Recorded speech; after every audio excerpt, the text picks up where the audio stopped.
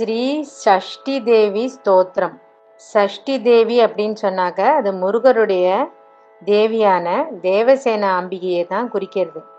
இந்த ஸ்லோகம் சுப்பிரமணிய வைவிருத புராணத்துல பிரியவரதர் தேவசேனா அம்பிகையை பார்த்து இயற்றினதாக சொல்லப்படுகிறது. இந்த ஸ்லோகத்தை தொடர்ந்து ஒரு வருடம் படித்து கொண்டிருந்தால் குழந்தை இல்லாத தம்பதிகளுக்கு நல்ல உயர்ந்த பண்புடனும் நல்ல அறிவுடனும் உள்ள நல்ல குழந்தை பேரு நிச்சயம் கிடைக்கும் அப்படின்னு சொல்லப்படுறது. அந்த குழந்தைகள் நீண்ட ஆயுள் ஆரோக்கியத்துடையும் நல்ல சௌபாகியத்துடனும் இருக்கும்னு சொல்லப்படுறது பலஸ்ருதியில. ஸ்ரீ சஷ்டி தேவி ஸ்தோத்திரம். தியானம்.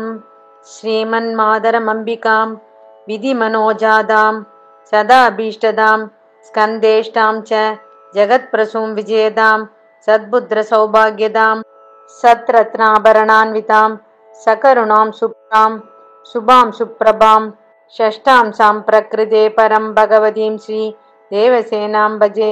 ஷஷ்டாம் சாம் பிரகிருதே சுத்தாம் சுப்ரதிஷ்டாம் ச சுவ்ரதாம் சுபுத்ரதாம் ச சுபதாம் தயாரூபாம் ஜகத் பிரசூம் ஸ்வேத சம்பகவர்ணாபாம் ரக்தபூஷணபூஷிதாம் பவித்ர ரூபாம் பரமம் தேவசேனாபராம் பஜே.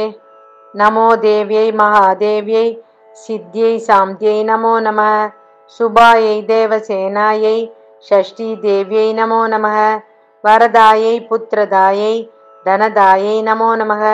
சுகதாயை மோக்ஷதாயை ஷஷ்டி தேவ்யை நமோ நமः. சிருஷ்டியை ஷஷ்டாம் ஸ்வரூபாயை சித்தாயை ச நமோ நமः. மாயாயை சித்த யோகின்யை ஷஷ்டி தேவ்யை நமோ நமः. சாராயை சாரதாயை ச பராதேவ்யை நமோ நமः. பாலாதிஷ்டாத்ருதேவ்யை ச ஷஷ்டி தேவ்யை நமோ நமः. கல்யாணதாயை கல்யாண்யை பலதாயை ச கர்மணாம் பிரத்யக்ஷாயை சர்வபக்தானாம் ஷஷ்டி தேவ்யை நமோ நமः. பூஜ்யாயை ஸ்கந்தகாந்தாயை சர்வேஷாம் சர்வகர்மசு தேவரக்ஷணகாரிண்யை ஷஷ்டி தேவ்யை நமோ நமः. சுத்த சத்வஸ்வரூபாயை வந்திதாயை நிருணாம் சதா ஹிம்சா குரோதவர்ஜிதாயை ஷஷ்டி தேவ்யை நமோ நமः. தனம் தேஹி பிரியாம் தேஹி புத்திரம் தேஹி சுரேஸ்வரி மானம் தேஹி ஜயம் தேஹி த்விஷோ ஜஹி மகேஸ்வரி தர்மம் தேஹி யசோ தேஹி ஷஷ்டி தேவி நமோ நமः. தேஹி பூமிம் பிரஜாம் தேஹி வித்யாம் தேஹி சுபூஜிதே கல்யாணம் ச ஜயம் தேஹி ஷஷ்டி தேவ்யை நமோ நமः. பலஸ்ருதி. இதி தேவீம் ச சம்ஸ்துத்ய லபேத் புத்திரம் பிரியவ்ரதம் யசஸ்வினம் ச ராஜேந்திரம் ஷஷ்டி தேவி பிரசாதத.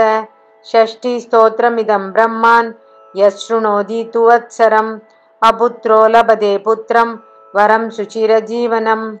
வர்ஷமேகம் ச யா பக்த்யா சம்சுத்யேதம் ஸ்ருணோதி ச சர்வபாபாத் விநிர்முக்தா மகாவந்தியா பிரசூயதே.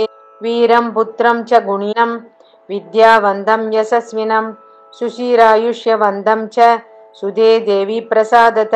காகவந்தியா ச யா நாரி மிருதவத் சா ச யா பவேத் வர்ஷம் ஸ்ருத்வா லபேத் புத்திரம் ஷஷ்டி தேவி பிரசாதத.